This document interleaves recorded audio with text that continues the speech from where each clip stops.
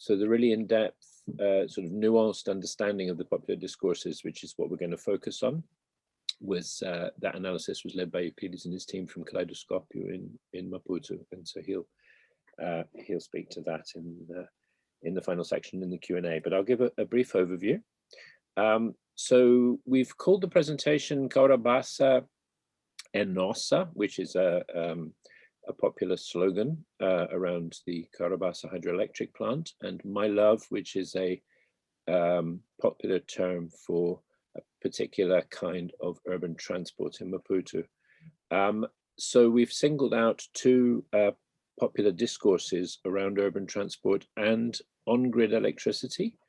And that's because in our research, as part of the wider Demanding Power program that Marioka outlined, we looked in common with our colleagues in Nigeria, we looked at popular protests around energy, particularly for urban transport, for fuel prices, but we also looked at popular protests around electricity quality and access and price, in common with our colleagues in Pakistan who'll be presenting later in the conference. So, so we are going to look across fuel and electricity. So in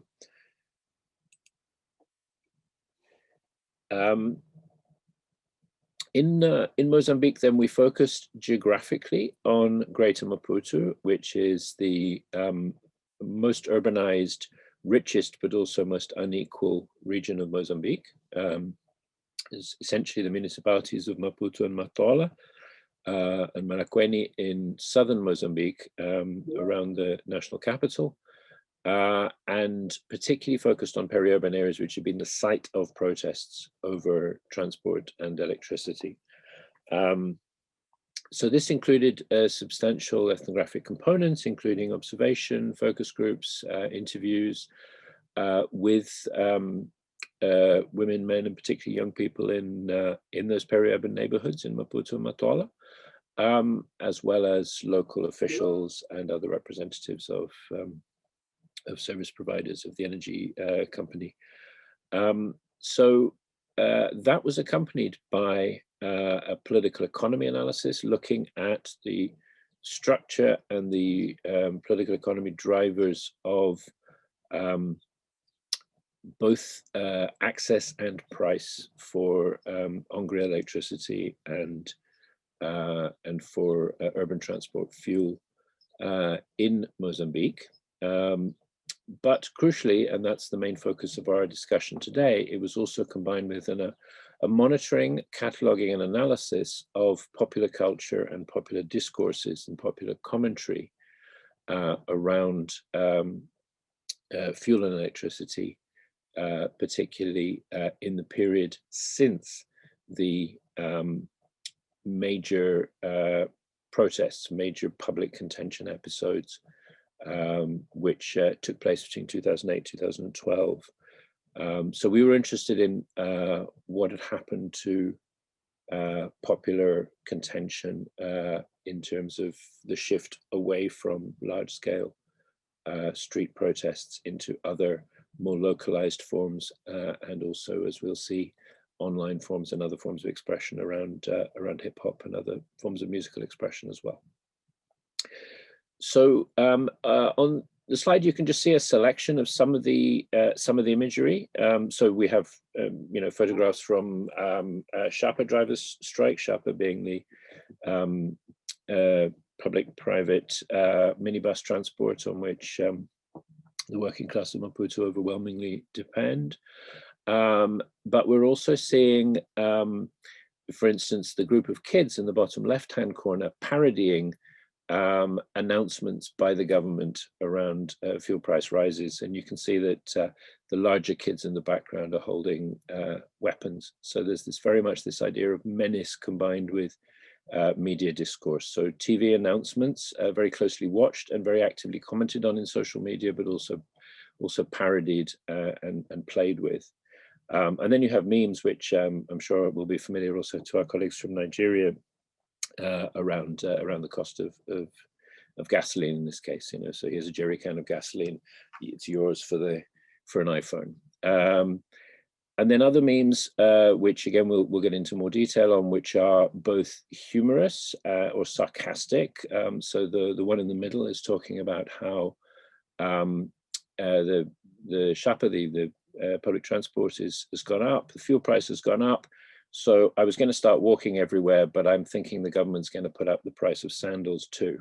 So the kind of the sarcastic humor of the periphery of Maputo, but also a clear link with electoral behavior. And this is one of the things that we try and understand is to what extent have both political parties and also civil society groups channeled or failed to channel popular discontent around fuel and electricity. So the lower meme says, well, now that fuel prices have gone up, the government can spare the money it was going to spend on buying the elections because we already know which way our vote's going to go.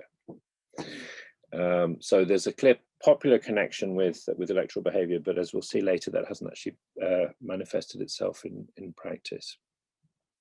Okay, so to start with urban transport then, as I mentioned, the peri-urban communities essentially depend on the SHAPA. Now the SHAPA are privately owned. In fact, they're often owned by local elites connected to municipal politics, but they're state regulated. So everybody knows the SHAPA price is set by the government. And there are informal regulations or price adjustment strategies, such as what's known as route shortening, which is where the SHAPA drivers force everyone to get off halfway to the destination and then get on and pay to get back on again. So there are various tactics that go around this, but you won't find prices being varied outside of officially regulated price changes. So this is there's a very clear focus on bargaining between the SHAPA operators and the government, and the key element in that is the subsidy for fuel costs. Now, Mozambique is a major producer of energy, hydropower, as we'll talk about later, but also gas and coal as well. But it doesn't produce oil, and it doesn't refine its gas into LPG, for example. So the fuel is imported. The import is controlled by a small cartel of distributors, most of them multinational firms such as British BP or Galp from Portugal. This cartel bargains with the government over the import of fuel, and then the government bargains with the SHAPA operators over the extent of subsidy in passing on the fuel for public transport and private transport use. And that price regime has changed, and that's something we can talk about in the discussion. It's shifted from a fairly rigid system with episodic major adjustments to a floating kind of semi-flexible adjustment system that more or less now tracks global price movements, but with certain limits on the downside, as we've seen elsewhere. In other words, price goes down in the international market, it's not necessarily reflected in the domestic market. And that's been a shift over the decade since the last major protest. And that's one of the themes that we analyze in terms of this logic of adjustment in terms of smaller adjustments in the government mandated prices, and then everyday adjustments by the citizens of Maputo and the transport providers. So the other phenomenon that emerged around rapid urban growth in Maputo at the same time as price pressures on people's ability to afford the SHAPA was the growth of what's known as My Love, which is again another classic piece of Maputo humor. The open-backed pickup trucks, and the one we see on the top right-hand side is actually, it's been taken over by protesters, and they are drawing attention to the conditions in these open-back pickup trucks. Extremely crowded, 30 or 40 people on the back of one of these Korean pickups, and they're called My Love because everyone holds tight to everyone else in a very affectionate way to avoid falling off. And of course, there are massive issues around sexual harassment and groping and so on going on, as well as purely safety issues in general. Dignity questions. So My Love is a major focus of contention. It's a symbol of the humiliating condition of the urban working class in Maputo, and periodically the government bans My Love, and then it kind of turns a blind eye because there's pressure on sharper routes and so on. So there's a lot of adjustment going on around not only the cost of transport, but the nature of transport, whether you get to sit on a minibus or stand on the back of a truck. As these adjustments have taken place in terms of the supply of public transport, and that also includes the Maputo provincial government starting to provide more formal bus routes. These don't cover all of the informal settlements that are covered by the Shapa and the peri-urban neighborhoods, but they do cover the main routes, and they are highly preferred. They're considered to be much less humiliating as a form of travel. So that's started to relieve some of the pressure. That's again an adjustment. And there have been other measures taken by the government, although the promised bus rapid transit system that the World Bank was funding through the Pro Maputo program never materialized because most of the money was stolen. So the popular protest has become localized around particular Shapa stops or around particular points of public gathering, but never undergoing the kind of scale shift that we saw in 2008 and 2010, and to a certain extent in 2012, before the government intensified its repression and installed closed-circuit TV cameras and deployed armored cars to those flashpoint areas of the city. So public protest has sometimes taken the form of kind of a performance type protest, as we see with the My Love protest on the top right-hand side. Again, memes, a lot of humor around, you know, let's ask for Black Friday discounts at the petrol station, or in the lower right-hand side. Well, now beer is cheaper than petrol, so it's not a case of don't drink and drive; it's a case of drink, don't drive.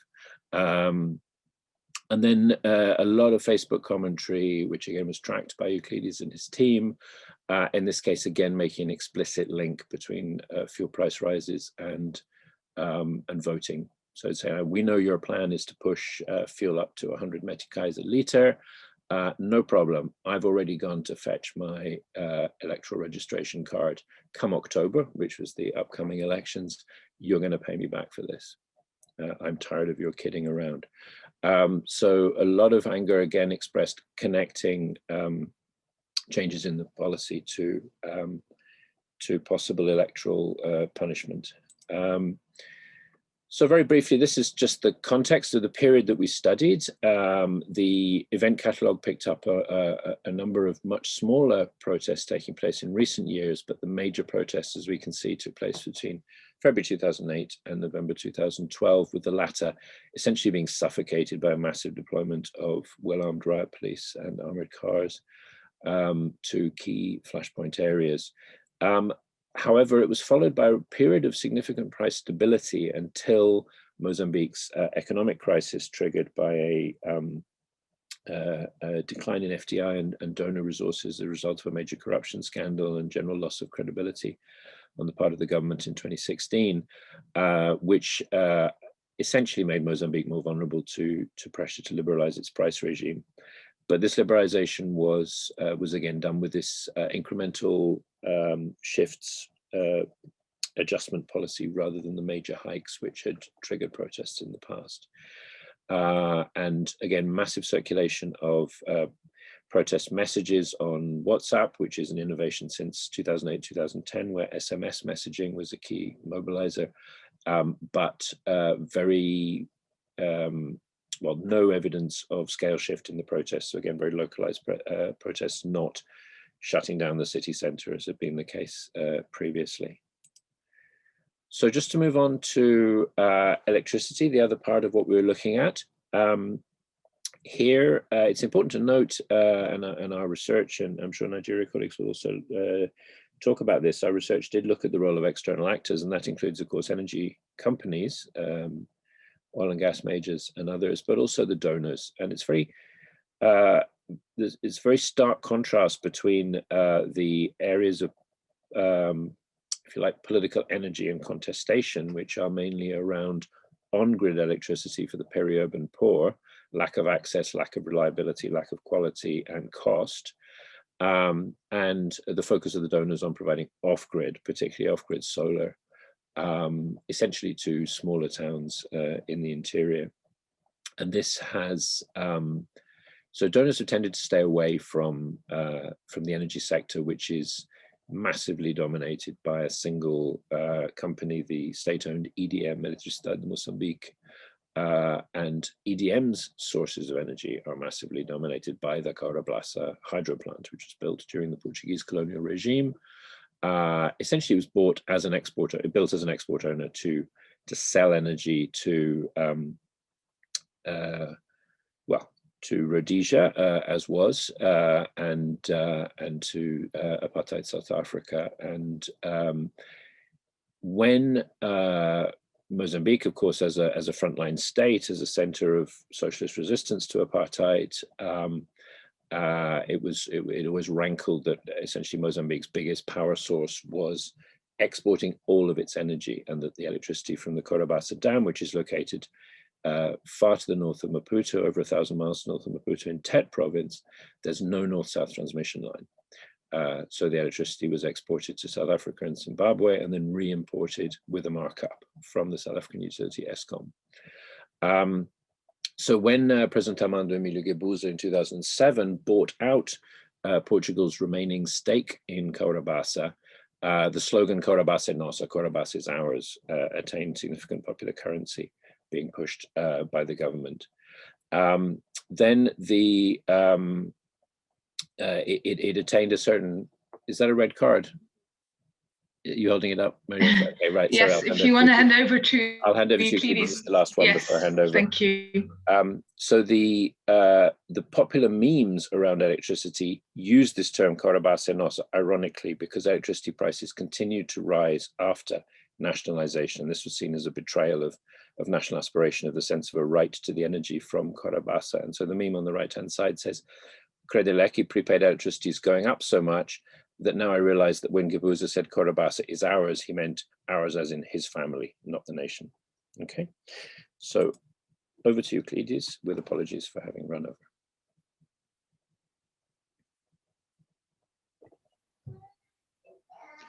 Thank you, Alex. I would like to speak to the meme in the conclusion, which shows a man in his backyard digging a hole, and his partner asks, "What is he busy doing?" And he explains to her that she shouldn't be worried, that in spite of the fact that she has been cheating on him, he is not planning to bury himself alive.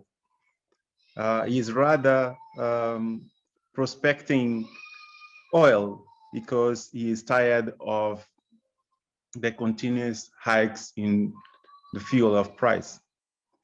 This is a meme that speaks to a context in the past decade, which has seen the public discourse on energy resources coming to the fore, especially following the discovery of coal and gas reserves that Alex mentioned. Overall, both in the electricity and fuel sectors, the political economy has largely remained the same. So in terms of the policies that the government has been adopted, there have not really been any major change in the approaches, especially because the gas reserves that have been discovered and those that are already being explored have not turned into direct supply to the majority, to the citizens. Rather, they have reproduced a model of export of natural resources.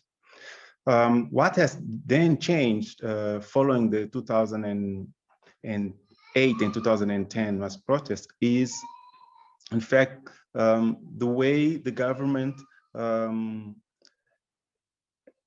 has been announcing the changes in prices, and rather than having huge hikes in prices of fuel and electricity, rather small adjustments have been adopted.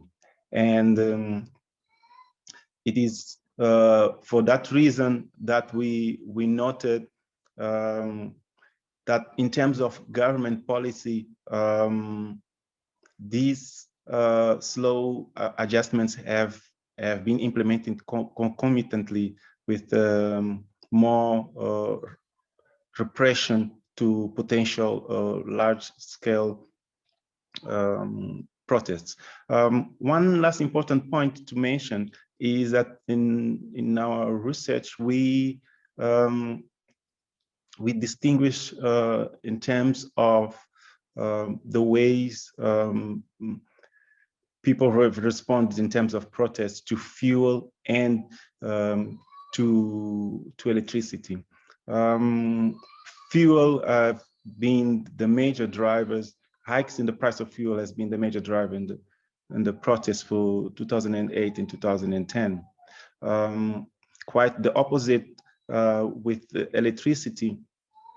We have seen that electricity protests are often more localized, and generally they have not really led to major protests unless in the occasions when they were correlated with fuel prices as well.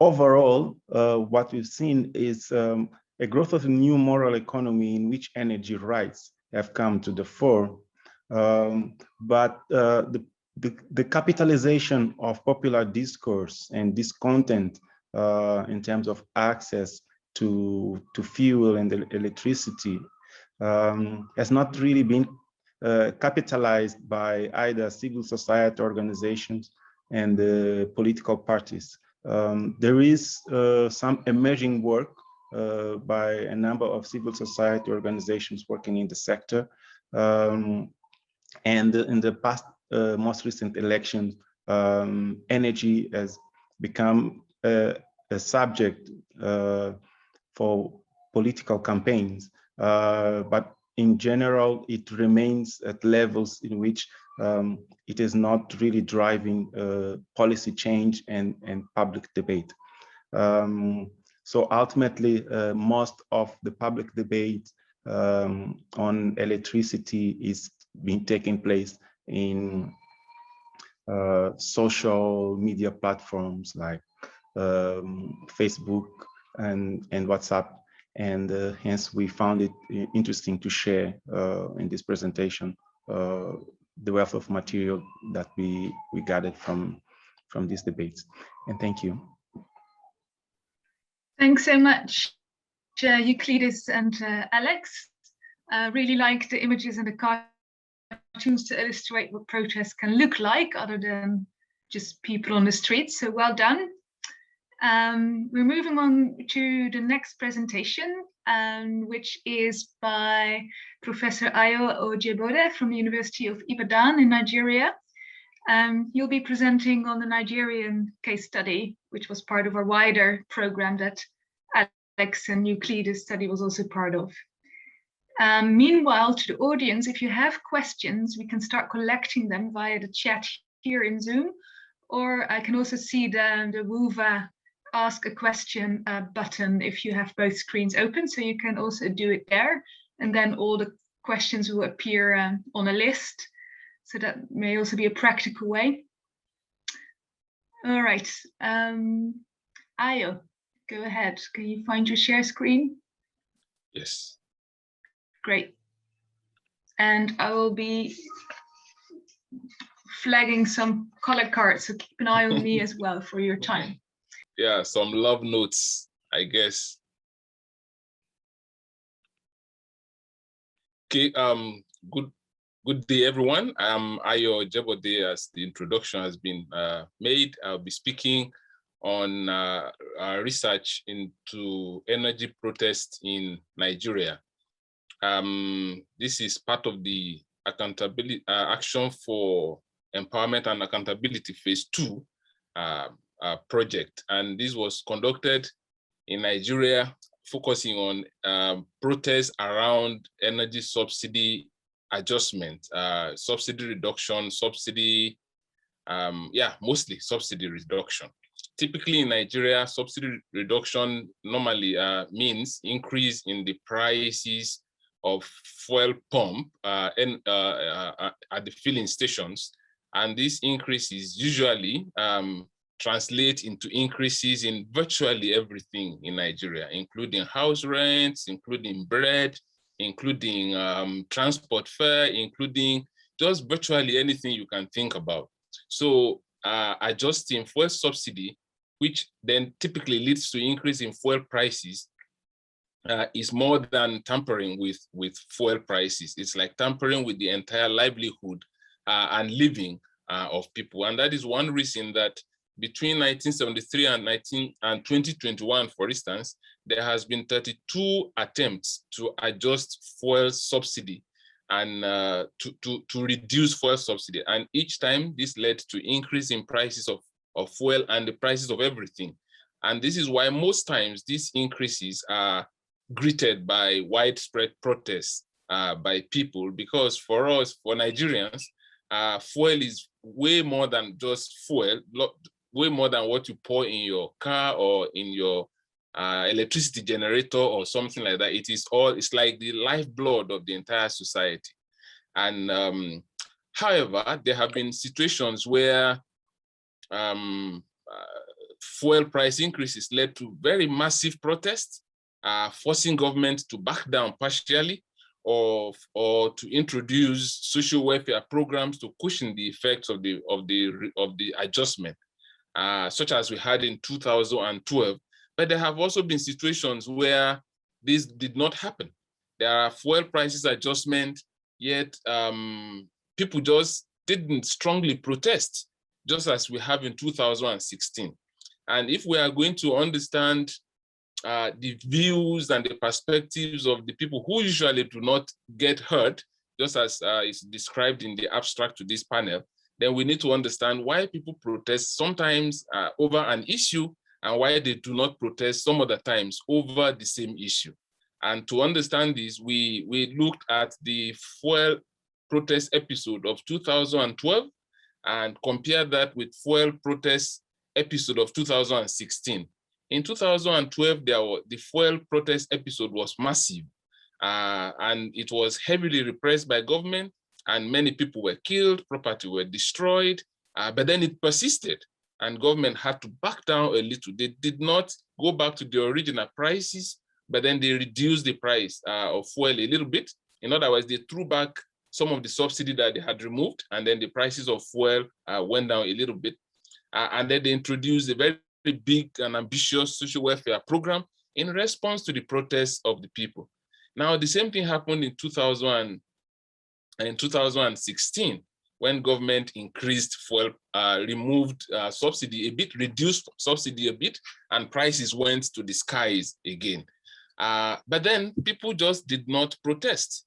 And this was an opportunity for us to take a comparative approach in understanding why people do protest or do not protest over the same issue, fuel subsidy adjustment. We conducted 15 interviews. Some of these were with government officials, with civil society leaders, and with leaders of the protests, including labor, including officials, some officials of the government fuel prices regulatory agency. We conducted 9 focus group discussions in different neighborhoods among people of different socioeconomic status in Lagos. We chose Lagos for these FGDs because Lagos is usually the epicenter of this protest.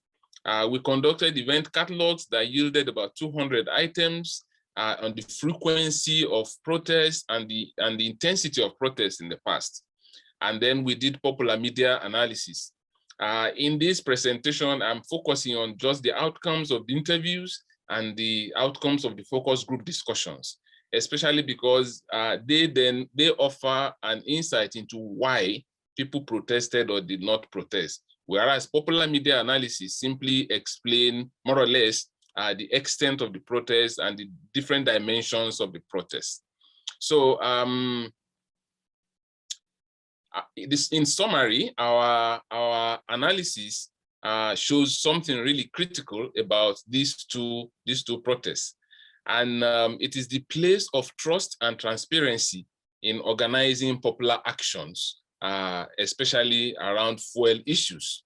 We discovered that in 2012, where we had very strong protests that led to government action and change, we discovered that the labor leaders were heavily trusted by the citizens.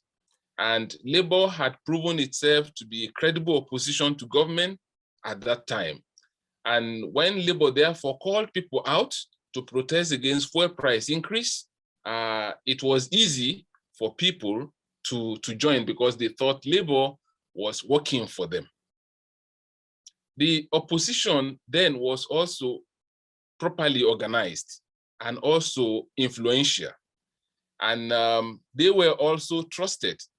And they had been consistent opposition for about 13 years or about 12 years at that time. And they had maintained this air of credibility. So there was massive trust around Labour and opposition. In 2012, however, there was heavy distrust of the president and the government, the entire government. There were stories of massive scandals in the oil sector, so much so that people believed that what government was doing was not removal or adjustment of subsidy, that government was going to remove the subsidy and share the money that should have been spent subsidizing among themselves.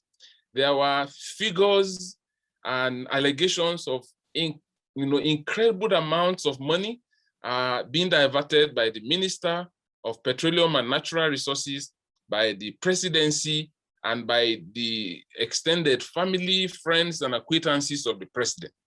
And so, with trust for protest organizers on one hand, combined with distrust from for the presidency on the other hand, then the protest took wing and really became widespread. People tend to feel justified to oppose subsidy adjustment and then to support Labour in opposing subsidy adjustment. On the other hand, in 2016, there was a lot of trust for the president. The president had just been elected in 2015, and he had been a military leader before in the 1980s. And most people think and believe that he was an anti-corruption angel. And when he said we need to adjust subsidy, in fact, remove subsidy, though it was hard on people, the general narrative was, let us give him a chance. He's trying to fight the corruption in the oil sector. And so when Labour then came out and said, everybody, let's protest, people no longer trusted Labour. So they did not follow Labour, and they trusted the president, and they saw the protest is going to be against the president.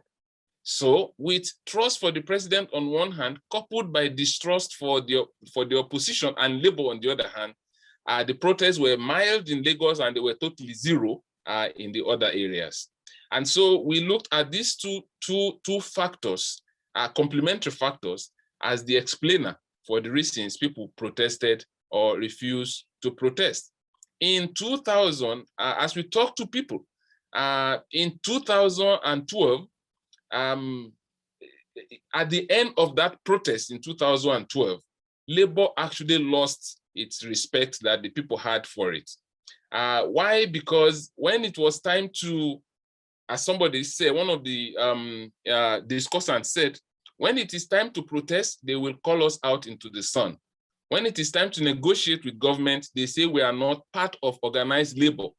Labor goes in and dine and wine with government, then they come out smiling and we are still suffering. This was what happened in 2012. After days, maybe weeks of protests, government decided it was going to negotiate with the protesters. But how would it do this? Then government invited labor in, and the protesters who were not members of organized labor were not involved. So this exclusion caused bitterness and made people feel that labor was indeed a sellout.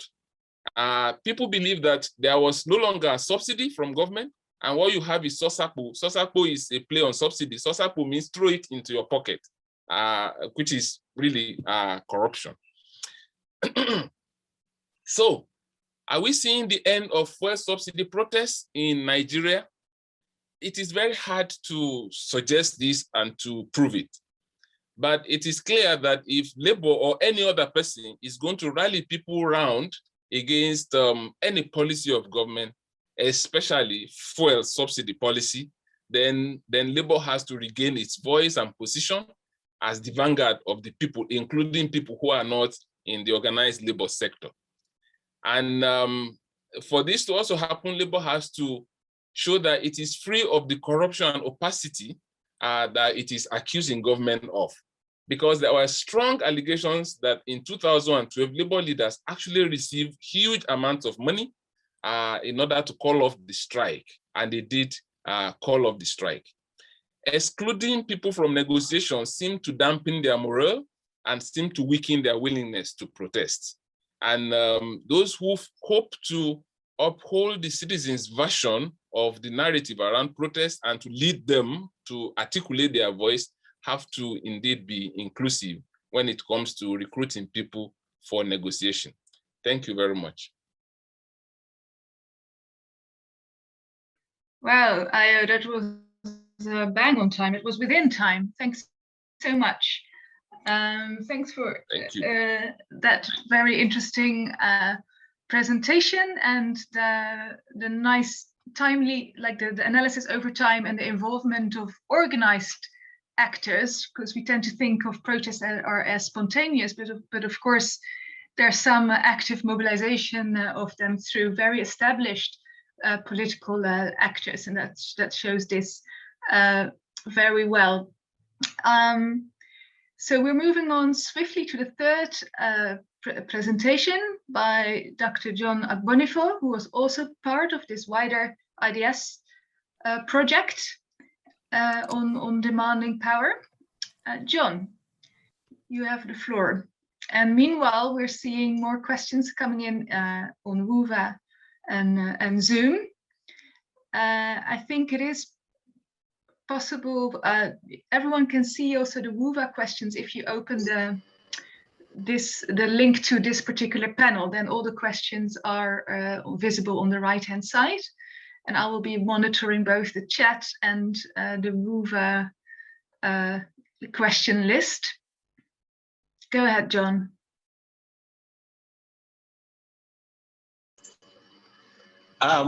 Maroke, thank you very much, and thanks to everyone. My name is John Agbonifo. I'm with the Osun State University on fuel subsidy protest in empowerment. So we start with a question. Why is the study of protest important? Why is the action for empowerment and accountability interested in subsidy removal protests? The reality is that sociologically, the study of protest is important because of its promise of change, because of its promise of social change. And that's why the study of protest is important. And it is also from that logic we can begin to derive some rationalization for the question that really motivates this research. And that question is the struggles over energy empower individuals or social groups to influence or take more control over the policies that influence their energy supply.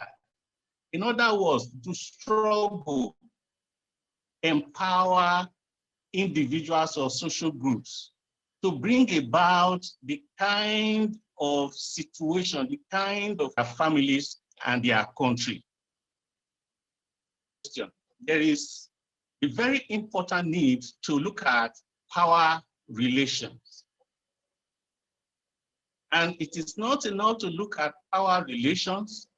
We have to look at the context of power relations. Now, the literature has focused a great deal on how individuals and groups have attempted to engender social change in various contexts.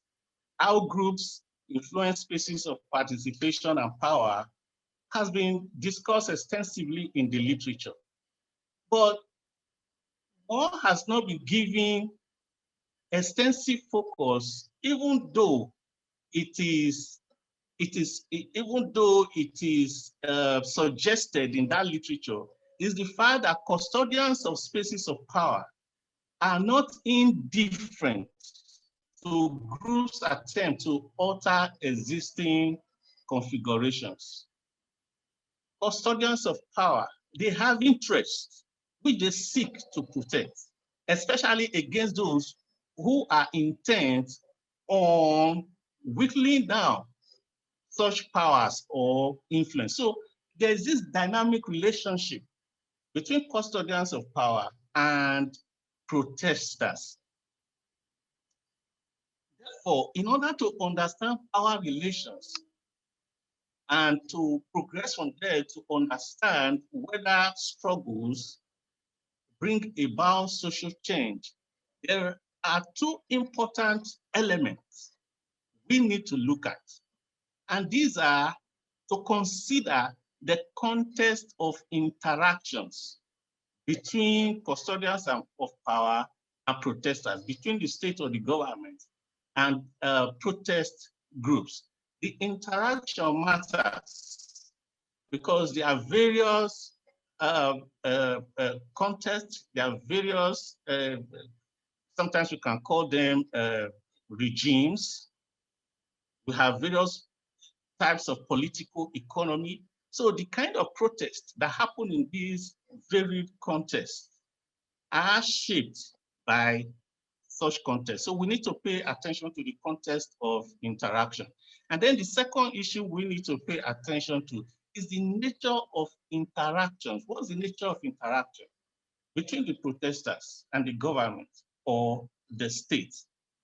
If we give attention to these two elements, then we are in a better position to describe or define the form of power relations in existence and whether struggles over fuel have in any way brought about changes or reconfigurations of power relations.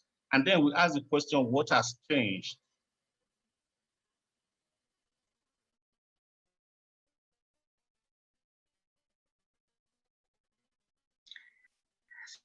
I think we're losing sound. Alex, are you seeing? Do you have a delay as well? Look at these issues and make it by driving. Hello, what did you say? Sorry, no, we lost you for a few seconds, I think. I don't think okay. if. Okay. Sorry, am I back on now? Yes, I see Alex nodding. Just like 20 seconds back. You're better now.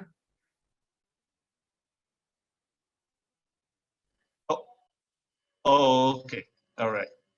I had said that to enable me address context of interactions and the nature of interaction, that I will be relying on the argument made by Dreisek, Dons, Onot, Slosberg, and Hens in 2003.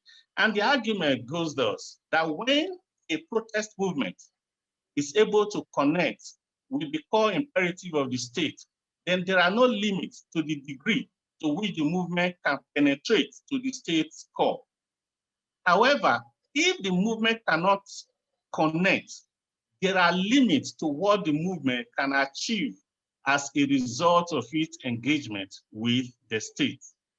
Finally, whenever the movement interest comes up against the core, the movement will lose.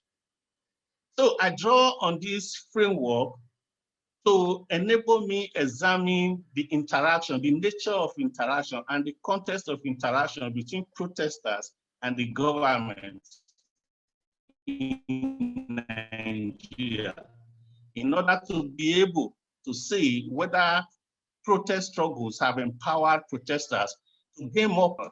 Now let's look at the context of interaction. In Nigeria, the energy sector is a critical policy space. It's a very dominant sector, most relied on by the government for fiscal revenue. And therefore, that sector is intimately, and in addition, that sector is intimately linked to uninterrupted global supply of oil. Given the importance of the energy sector in Nigeria, the sector is the most opaque and closely guarded by the government and least amenable to change. There has been a lot of calls for decades for a need to alter the existing configuration of the energy sector, but all of these demands fell on deaf ear. Demands for fundamental change in the sector have met with official resistance. Instead, government focuses on mere reforms, which in itself indicate how difficult it is for change agents to penetrate the closed spaces where actors who benefit from the status quo operate. This gives us the context of interaction between protesters and government in Nigeria. And that context is, in a nutshell, closely guarded. In a nutshell, it's resistant to change. In a nutshell, it's elitist. Now let's move on from the context to the nature of interactions between protesters and the government. We have just seen that the context of interaction hardly changes despite pretensions to reform and greater interactions. Every now and then, government comes up with different reform measures, which are nothing but motion without movement, motions without progress. There are talks of palliatives, there are talks of different kinds of reforms, but all of these fall face down within a very short time, and they don't bring about the desired change as demanded by protesters, and even desired change as enunciated by the government itself. So that's the context. Now, looking intimately at the nature of interaction, we have seen that government energy policy action hardly changes. Government policy action remains the same. Government never consults with labor or with citizens before coming out with any policy, especially subsidy removal policy in that sector. And that it has done consistently for over 4 decades. Moving away from policy action, let's look at government interaction with protesters. How does government react to protest? Government reaction to protest has also remained the same. When citizens pour out on the street, government tries or attempts to delegitimize the protest in various ways. And when that fails, the next step the government takes is to go to a law court or the industrial court in an attempt to seek an order forbidding labor from embarking on planned protest. So the action has remained the same, it has never changed. And over time, government has succeeded in whittling down subsidy against protesters' demand. The demand of protesters is that subsidy should remain, the price of fuel should remain the same. But looking in the long durée, over time, subsidy has been whittled down despite protest. In effect, over time, the government has succeeded in having its way, which is to remove subsidy, which is quite at variance with the goal of protest from day one. So it seems to me that the government is having an upper hand in terms of their relationship with protesters. And protesters' demands have remained largely the same. For over 3 or 4 decades of protest, the demand of protesters have remained the same. It lacked dynamism. It lacked what one may call the sociological imagination, the capacity to understand that government attempt to remove subsidy or to hike the price of fuel is related to other dynamics like corruption, is related to other dynamics, like the fact that the oil refineries in Nigeria are not working, and the fact that government is not comfortable with importation of fuel or petroleum product is related to other dynamics, like the nature of our political economy.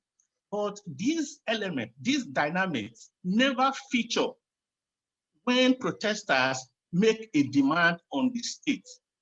So there's little evidence, therefore, that decades of protest have empowered protesters to understand their troubles more closely and the sources of that troubles and what can be done about it. And lastly, protest repertoire remains the same. Whenever there is a hike in price, what the protesters demand is, let's go back to the status quo ante. And when government does that, when government meets protesters' demand midway, then everybody leaves the street, and that is the end of the protest. And the same pattern will repeat itself again the next time the government increases the price of fuel. So on the basis of this analysis, one cannot but come to the conclusion that struggles over energy has not in any way empowered protesters to exercise more influence over policies that shape their access to energy in Nigeria. Thank you very much. Thanks very much, John. That was an interesting complementary presentation to the previous one, really zooming in with a different conceptual lens on this interface between protesters and government. So very interesting to have this as a set, all three, I mean, both like different countries, different episodes of protest, various responses by government, but all in all, not too optimistic from the perspective of the protesters in like showing real change in their lives. I'd like to hand over to Naomi for some reflections from her as discussant. Meanwhile, post your questions, which I'll allocate after Naomi has finished. Go ahead, Naomi. Thank you very much. Can everyone hear me okay? Yep, thank you very much. It was actually really, really good to hear these three presentations all together and to see how interesting all this work has come out in the end. It's really very exciting. There are lots and lots of things I could pick up, but I'm just going to pick up one or 2 points. I think the first thing that came to mind, and I don't know why I hadn't realized this before, but it strikes me that perhaps we are getting to the end of a period of major fossil fuel subsidy price protests, fossil fuel price protests related to subsidy cuts. Maybe we're getting to the end of this. Maybe this is nearly over for 2 reasons. One being that in many places subsidies have already been cut. And for a second reason, maybe governments have already figured out how to diffuse or prevent or police, repress, whatever you like, protests, because this is so important to governments that they control their subsidy policies, and this whole arena is so crucial. to public policy across the board, particularly in Mozambique and Nigeria, both which in very different ways are energy suppliers and users, very different use profiles as well of energy. So I suppose one question really is this, are we seeing a kind of a petering out of fossil fuel subsidy reform related protests, like we saw in Europe at the end of the 18th century, 19th century, the end of the food riots? Is this no longer relevant? I think that's one thing that occurs to me listening to both Mozambique and Nigeria cases. I mean, all the papers had really interesting theoretical but also empirical dimensions, and I would love to have picked up each of them separately, but I'm not going to. I'm going to say instead this impression that we have of people suffering and smiling, in the famous Fela Kuti expression, it comes through very clearly. When people are suffering, but actually there's no real means of taking to the streets after 2012 in Mozambique and after 2016 in Nigeria. And you get the very strong sense, both Ayo's presentation, Alex, and Euclides' presentation, that you have this sort of gradual, people develop these gradual coping mechanisms. They're kind of imperceptible, perhaps, to the policymakers, to the politicians, that people are adjusting. I was very struck when Ayo points out that, when the fuel, this is so obvious, but you have to really think about what this means for those of us who are not living on the breadline. When the price of fuel goes up, everything is affected. It's like your whole world is affected by that. And yet people quite imperceptibly and quite silently in many ways adjust. So this is what the Mozambique paper was showing, the kind of constant adjustments, which are costly for citizens, but maybe imperceptible to policymakers. And so this is something, where does this pain go? Where does the pain go? Who takes it away, or does anyone take it away? And that leads me to my last question or point, which is, where or how do these popular grievances go? If they're not being expressed in large protests, we see in Mozambique, they've been pushed into a really, beautifully ironic, parodic, kind of popular culture, memes and songs and so on. But is that the ultimate expression? Are they not sublimated in some other way? Both Ayo and Alex, you mentioned, and Euclides also, you mentioned the voting, this kind of sense of, if you cut the subsidies, you'll see us at the voting booth. Really? Is this really a credible threat? Especially in Mozambique? I mean, who are you going to vote for? But if it is a credible threat, how does it express itself? So those are really my kind of questions to you all, and I guess we can maybe discuss them after we've had the questions from the other participants. But thank you very much. It was really wonderful to see this thinking come through so clearly after all this time. I really valued that. Thank you. Thanks very much, Naomi. So the presenters can ponder and think about Naomi's reflections, while I'll also move over to some of the questions. And because Naomi said, I think I'll read out first a question from Neil McCulloch, because Naomi said, have we reached the end of fuel protest? And Neil had a comment to Ayo about the current oil price of $70 a barrel, and again, Nigeria spending over 1 trillion naira on subsidies, while government is talking about liberalization. Of course, now the president is no longer popular. So when, not if, which is why I'm raising this question now, prices are increased again, will Nigeria see another major fuel riot? And what, if anything, can the government do to avoid this? So Ayo, I would like to, this is a simultaneous reflection, an invitation for you to reflect on Naomi's question, like, have we reached the end of fuel protest, and then you can cover Neil's question at the same time. Ayo, over to you. Okay, thank you very much, Naomi, for that interesting reflection. I think you took a look across the papers, and it's clear that it looks like we are getting close to the end of an era, which is the era of fuel subsidy protests.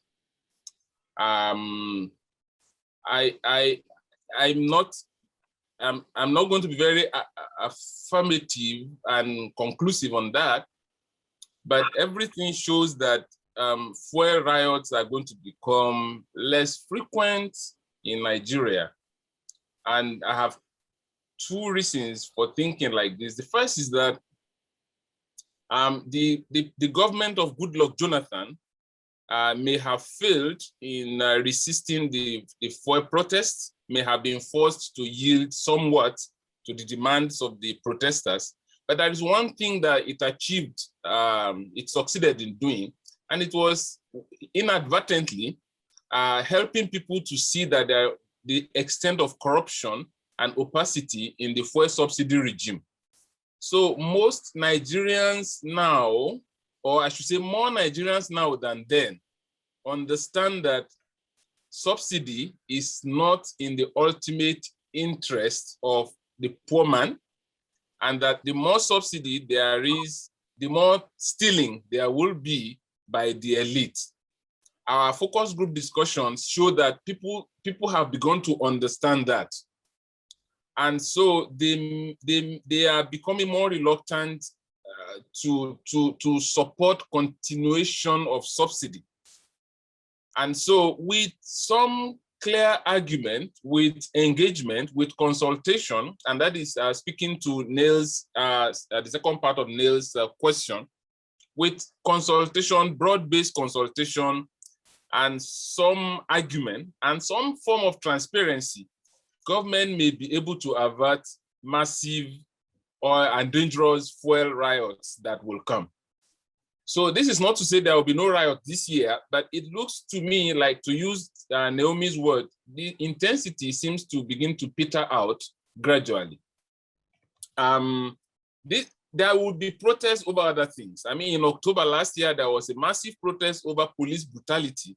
So there may be protest fatigue, but then Nigerians can still protest. But it's beginning to look like protests over fuel crisis may not get that explosive, may not likely get that explosive anymore. I think that's what I think in response to the observations and questions. Thanks very much, Ayo.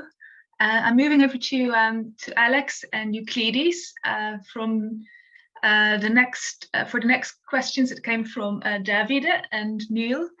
The first question is, the regime price change took place in 2010, and did you see a reduction in the number of protests after that? You said the way the policy change was communicated changed after that, so how did it change? And following on from that, Neil asks, similar to David's question, there appear not to have been major protests since 2012. Is this due to repression, or is it due to the new price adjustment mechanisms? And if the latter, could this be a reform that could be regarded as a success to avoid a way of reforming without major uprisings as a result? Euclides, could you make a start with answering to this question, and Alex will pick up. Thank you for the questions. Thank you, Davide and Neil, and thank you, Naomi, for aptly capturing what is coming out from all our presentations. And if I can take up from what John and I just mentioned in reference to Nigeria, and to Naomi's point of what is happening to the wave of protests, and is it waning down? I would mention that for the case of Mozambique, it's important to note that we really don't have a long history of large protests. So in terms of energy protests, the 2008 and 2010 are the two major events, two major protests that we have on record, and yes, and here I'm linking to Davide and Neil's question. There is a continuous sense of possibility of adjustment when the prices are increased gradually, and the increases are not sharp.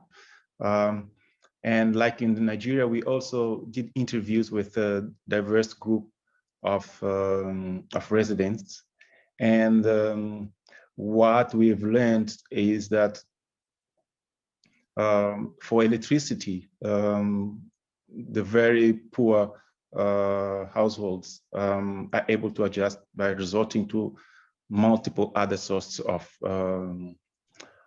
energy. So, for example, they would stop cooking, long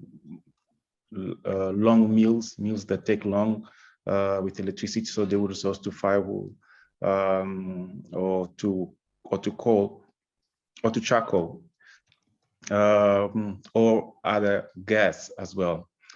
So there is a number of alternatives for the very poor households in the Maputo outskirts to really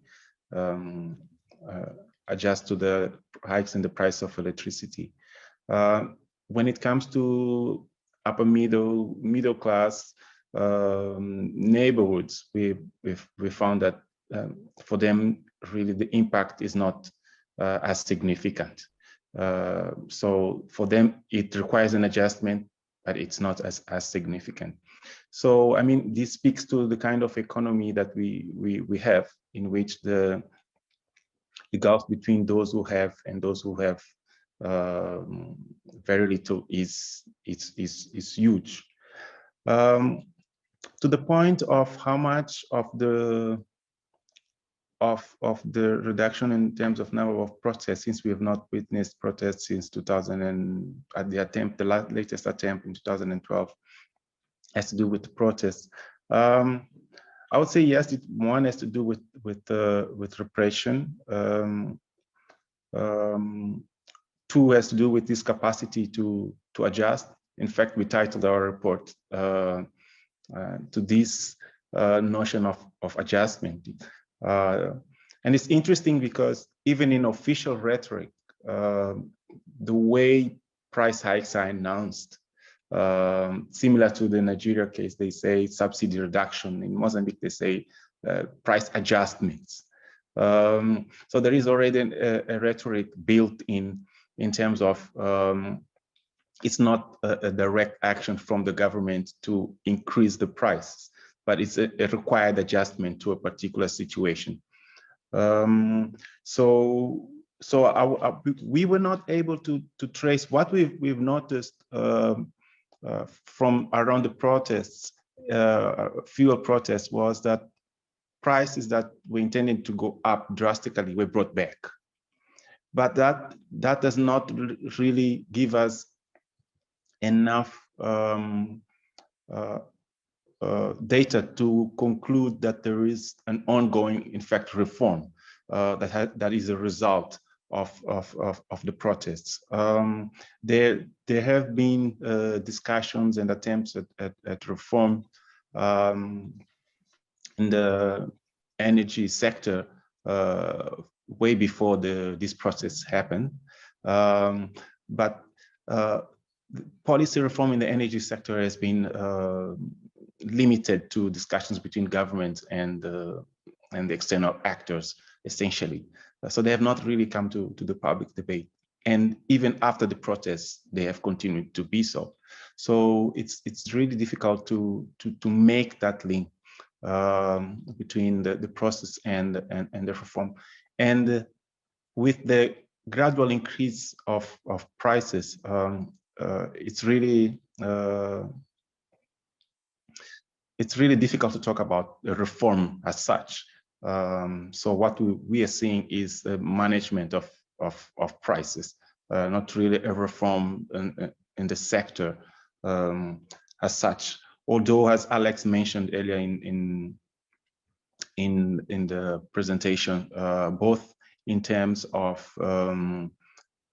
fuel and electricity, the government is increasingly seeking to allow the prices to follow the global markets, at least for fuel. So I'll leave it there. Maybe Alex would want to add a point that I have not mentioned. Yes, Alex, do you want to add anything? Maybe just briefly. I think Euclides covered it really well. But I think it's worth saying in response to these questions around repression that the interviews did show that there was a mixture of fear and I guess you call it fatalism, and in this case, Naomi, not really with the smile.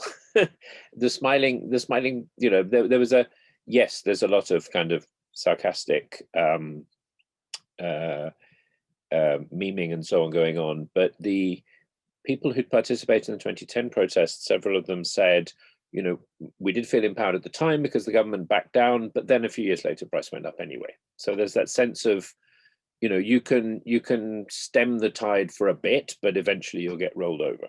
And so that sense of a more macro level fatalism coupled with a more immediate sense of, yes, we were heard, we stood up, we were heard. So I think it's that ambivalence, which I guess speaks also to the questions John was asking around, you know, when does empowerment happen or not?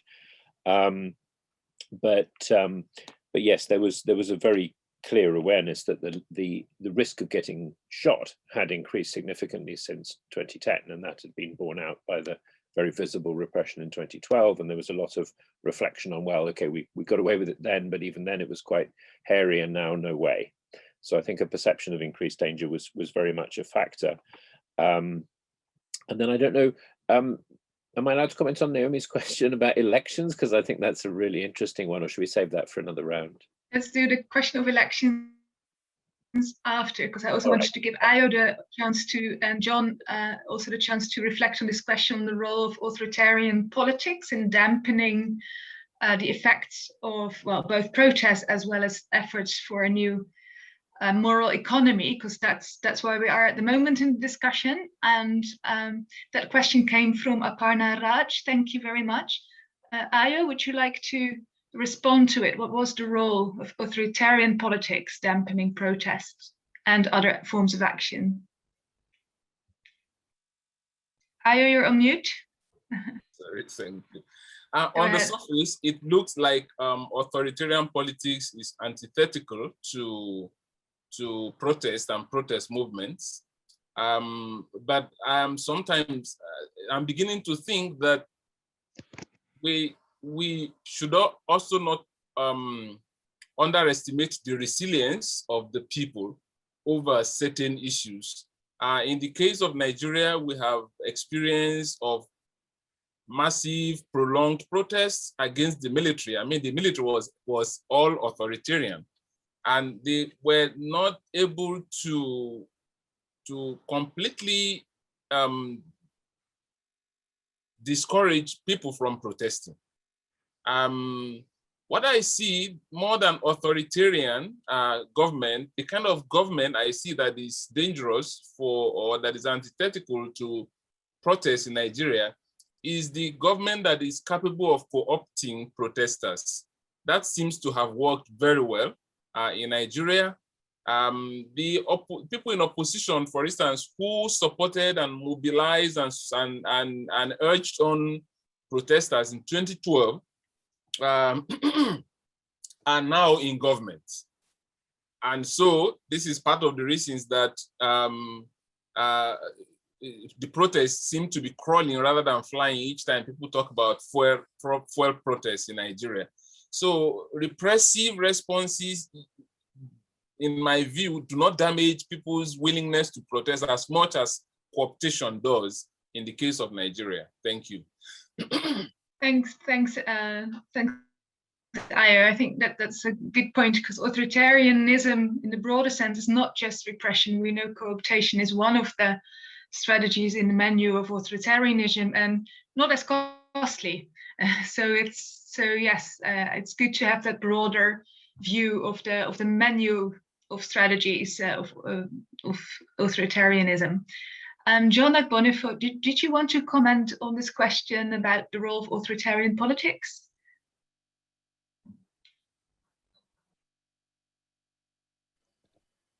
Yes, Maruki, thank you very much. Quite an interesting question. Just like Ayo has mentioned, there is no historical evidence that authoritarianism has stopped public protests in Nigeria or had prevented citizens from taking to protest. Devanshi actually asked about the role of media and media freedom under different regimes in shaping protests. I would like to remark that actually media don't induce protests. Media don't induce the anger and motivate citizens to take to the streets. The anger is already there. The people are already aggrieved. What the media does is to articulate these grievances. What the media does is to make these grievances more public. What drives citizens to the streets is their self-mobilization. Media is repressed or not, we have been so lucky in Nigeria that we have what we call the independent media. Regardless of how authoritarian the government is, these segments of the media, they would always write about what they think is the reality. They cannot be bought by the government. And in the past, we had a situation where the media, a segment of the media resorted to becoming like a guerrilla media. They went underground, and suddenly on a Monday morning or Tuesday morning, you find their publications on the street. And authoritarian regimes did everything possible to try to suppress those publications, to seize them and burn them at some point. But that didn't stop the media or the citizens. So authoritarianism, well, to some extent, might succeed in repressing the movement, but it will not stop the emergence of protest or movement. Thank you. Thanks, John. Let's continue on that question from Devanshi about the media, because it, of course, links also to this discussion on authoritarianism. Shall we move back to Mozambique for the role of the media in that respect? So Devanshi's question was the role of the media freedom, and the different regimes in shaping the process or lack of them. And she refers to the context of India, where there were fuel price protests. They were very common in the environment where the media was more relatively free and their portrayal of oppositional politics. And it wasn't quite as muzzled as under the current Modi regime. So do you have any reflections on the relationship between the regime and the media, Euclides or Alex? And then we move on to the question about elections.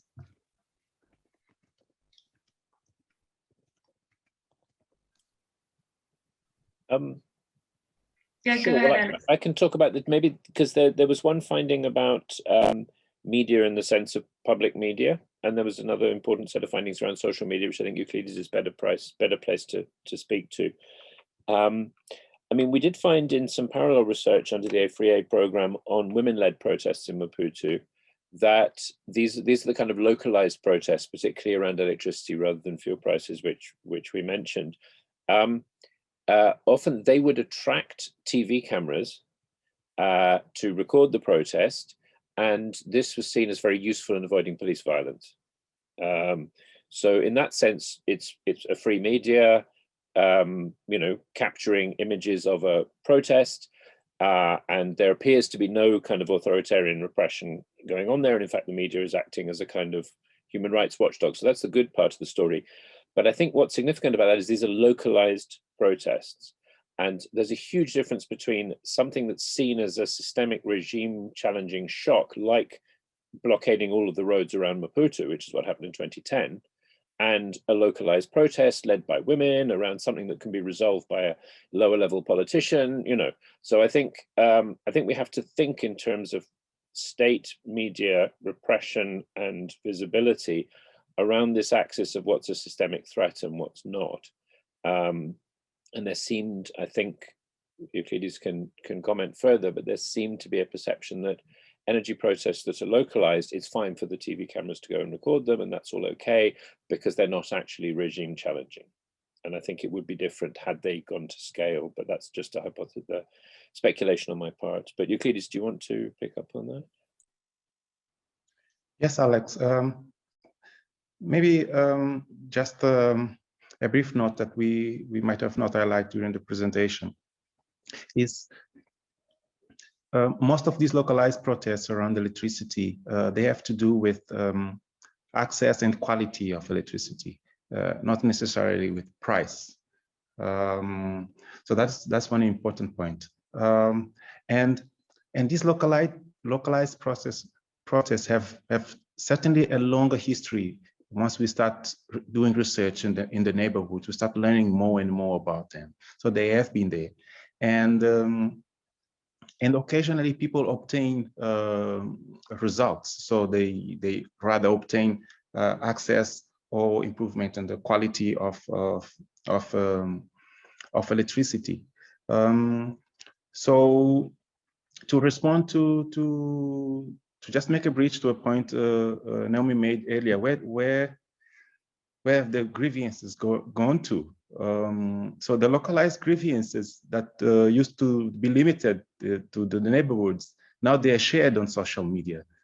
And again, through social media, it enhances people's grievances. It's interesting that even today we've received a new piece on social media of an interview of a Maputo resident who had a pole falling into a toilet in the outskirts of the neighborhood, and then she goes on complaining about the whole situation and how it has not been addressed. So that is the kind of localized. In this case, it's a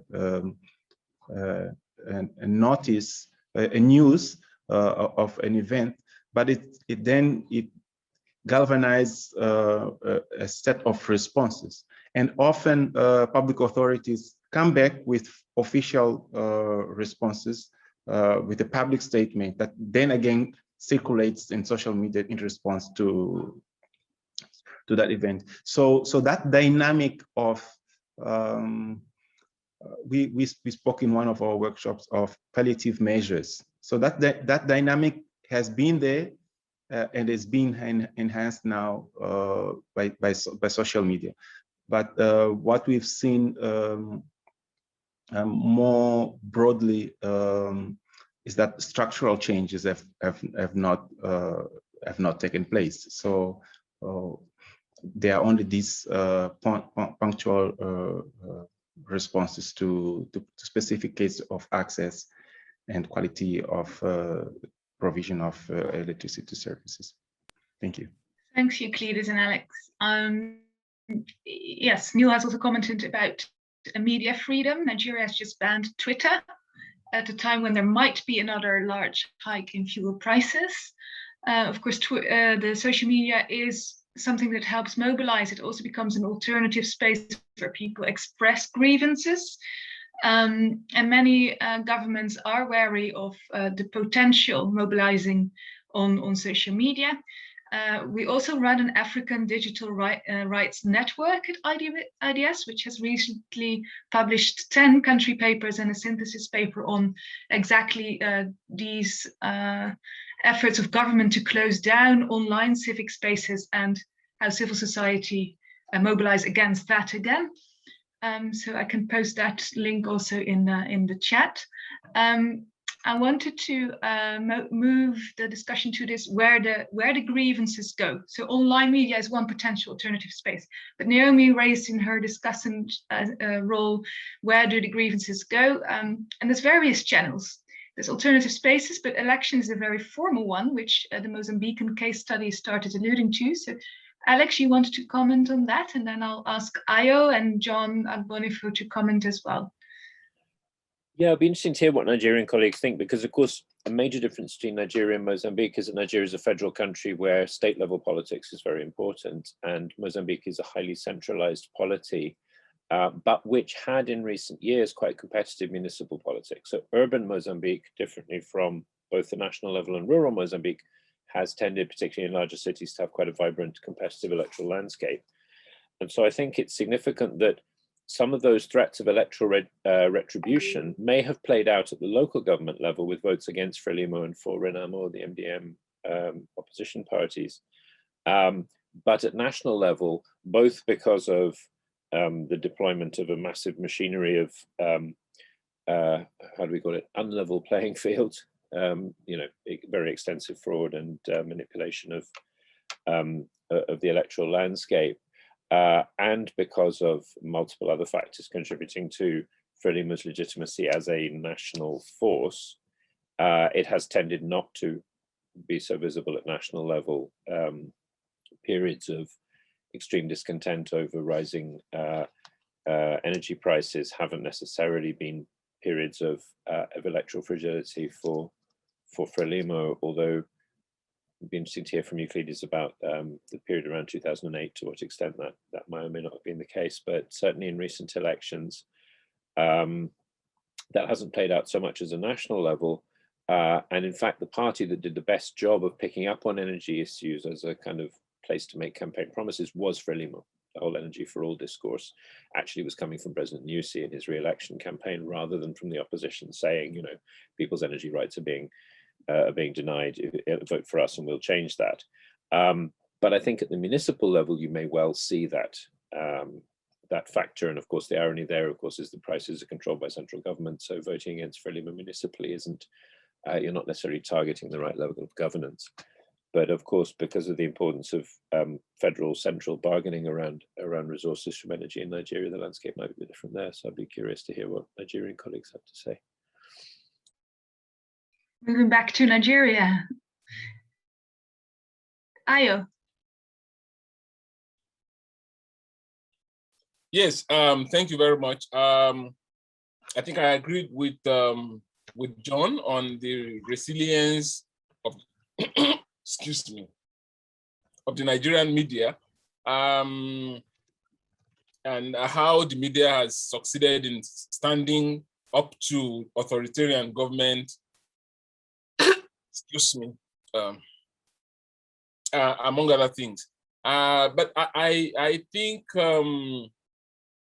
things are also changing gradually, because politicians have also become media owners.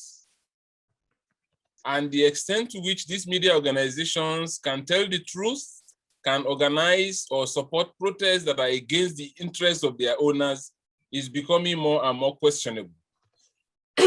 Excuse me. Politicians are very smart people in the evil sense of that word. And they have gone to a great extent to also stifle media organizations that are critical of them. So it is also playing out. Marioke and I are doing a co-authored chapter on this. It's also playing out online, where political cliques they have large, followers, which comes out in ethnic and religious cleavages. And that is beginning to be the reason that a policy or an action of government would be supported or opposed. So it is sometimes not because of the content of the policy, it is action. It is sometimes because of the people involved, their religious affiliation, their economic interests, and so on and so forth. So gradually, the mainstream media, some of them are beginning to lose that, should I say, hold that they have on the populace. And yes, so Twitter ban, I don't think the issue of the Twitter ban was a question. I think it was just an observation. But it's real, and there is some pressure on government to review or to revisit their decision on that. Now, I think there was also the question about election. Are we coming to that, or are we there? Sorry. Yeah, so where do the grievances go? Well, I don't know. Do grievances have to go somewhere? I think they're like fuel. I mean, they burn and then they disappear, or they go into some recess, and then when they are fed up to a point, they come up. I think the internet has been an important arena for people to explode and to air out their grievances. How much that is able to do in terms of influencing government decisions and policies is a question for us to consider, maybe somewhere else. Thank you. All right, thanks, Ayo. John at Bonifo, did you have anything to add about where the grievances go? Thank you very much, Maruki. Grievances don't go anywhere. Many a times, grievances stay bottled up until certain events, come into play, and the grievances, flow out, and we begin to see action on the street. As per our government and what they have done with Twitter of late, I would like to remark that, unfortunately, to a very large extent, secrecy, silence, and lies characterizes this government. Interestingly, our Minister for Information, his name is Lai Mohammed, L-A-I, but he's popularly known and called L-I-E because of this feature about not being transparent to the Nigerian people. I think to a very large extent, what we have seen with government is the production of ignorance. And the aim of the production of ignorance is to confuse and disempower the people. And how do they do this? Government is almost always silent about issues.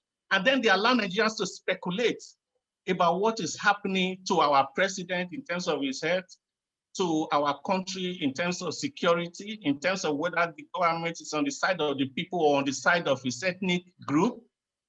Nobody actually comes out to give Nigerians the story, the reality. So people manufacture stories for themselves. So that is where we are with media. And like I have said on the chat forum, the fact that government will resort to this action, to me, is an indication of desperation and awareness that they are losing the tough to the opposition. The opposition are not necessarily political party, to public awareness and information. And they want to do everything possible, to try to reclaim the public space. And this will not help, because government after government have resorted to these strategies in the past, and it didn't work. With regard to media and politicians, let me just quickly remark that there has always been intimate relationship between politicians and media in Nigeria right from independence. But like I said earlier, there's still a very significant sector of the media that cannot be muzzled and cannot be bought.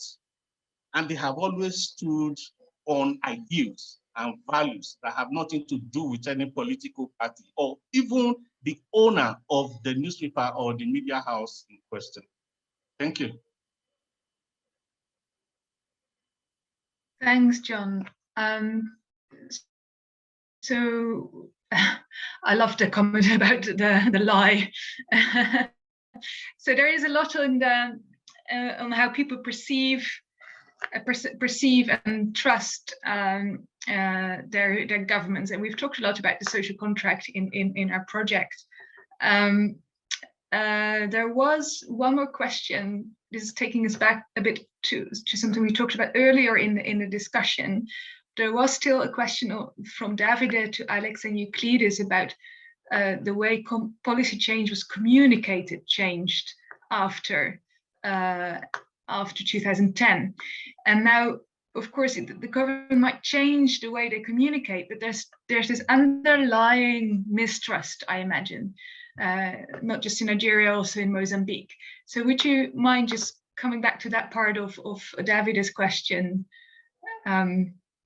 Alex or Euclides, who would like to take it up? Euclides, do you want to go for it? Please go ahead. Okay, well, please do come in. I mean, I think a couple of things that we noticed. One was that around the 2012 price hikes and the very significant tensions and the increased repression, there seemed to be a process of kind of bargaining over the airwaves going on through radio phone-ins and so a government minister would come on and say, we're going to have to put prices up, and then people would phone in and say, this is scandalous, you can't do this to the urban poor, and say, no, we're still going to have to put prices. Maybe, you know, so essentially what they were doing was they were giving advance notice and appearing to be responsive. And essentially what they did was they kind of prepared the terrain so that even though there was massive mobilization on WhatsApp and SMS to get people to come out, there was not only the very visible threat of armored cars and riot police in the traditional flashpoint areas, but there was a previous kind of the immediacy of the shock, which had been there in 2010 when they hiked bread, shapa, electricity, everything was hiked in one go. And it was unannounced, and that just kicked people off like that. So I think there's a learning in terms of communication strategies. So even when the hike itself is significant, which was the case in 2012, the communication changes. And of course, what's changed in 2016 onwards is that the hikes themselves have become smaller and more frequent. So there's a change in both the practice and the communication of the practice. And I think the question earlier about the 2016 hikes were very significant, but the political context was also very different. This is a massive systemic crisis in Mozambique, the so-called secret debt scandal, the return to war with Renamo. This is a moment of extreme heightened tension. It would be good to hear from Euclides what he felt was kind of the pulse of the streets at that time. My impression from someone who's only visiting Mozambique rather than living there is that there was a lot of angst around the war in the center with Renamo. There was a lot going on, and the rise in fuel prices was part of a broader story of macroeconomic collapse. Whereas in 2010, it was very much the government, a government that appears to be fully in control of the national territory and the policy agenda, is hiking everyone's cost of living dramatically. So it was a much clearer narrative in which energy price rises were much more central to the relationship between citizens and the state, whereas in 2016, everything was going haywire, and I suspect there was a lot of uncertainty around, you know, there were multiple mobilizations going on around peace, around human rights abuses, around closing civic space, around economic the economic price of adjustment, the withdrawal of funds from sectors and so on. So it was a different moment. I think rather, as we heard from Nigerian colleagues, the 2016 moment in Nigeria was perhaps more optimistic, but it was different from the 2012 moment. So I think there is a conjuncture. Thanks, thanks, Alex. We're about to wrap up. So yeah, I think that was. Did you have a final point, Euclides, or shall I hand over for the wrap up. No, I think, thank you. Okay. Thank you, Thanks. Majorca. No other point. I think Alex really captured Great. well. And it's just a quick comment. It's interesting how social media really provides that thermometer in which you can really sense in what space the country is in. And currently with the new tension in northern Mozambique, we can sense that. So these people sending different types of complaints everywhere and then starting debates. But there is always that it's as if things can change at any time. So any large protest can happen at any time. So when is that? We never know what is going to be that next thing that is going to make the water spill. But you can sense that, and if you're following the comments in the media and the frustration, and it comes from very diverse small things, but you can sense the momentum that is the. Thank you. Thank you, Euclides. I'm passing back to Naomi for a final reflection. We're coming to the end of this session. Thanks to all the speakers, first of all.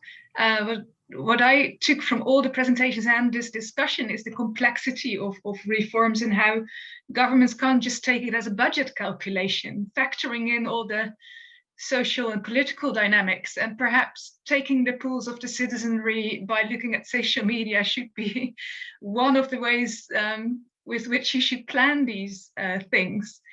I think the world agrees we can't keep them going, the subsidy reforms, but then what do citizens get if they are scaled down? Naomi, your final thoughts, and then we'll close. Thanks. Yeah, thanks very much, John, Euclides, Alex, and Ayo and I see Rachel is here as well. Thank you very much. Excellent papers.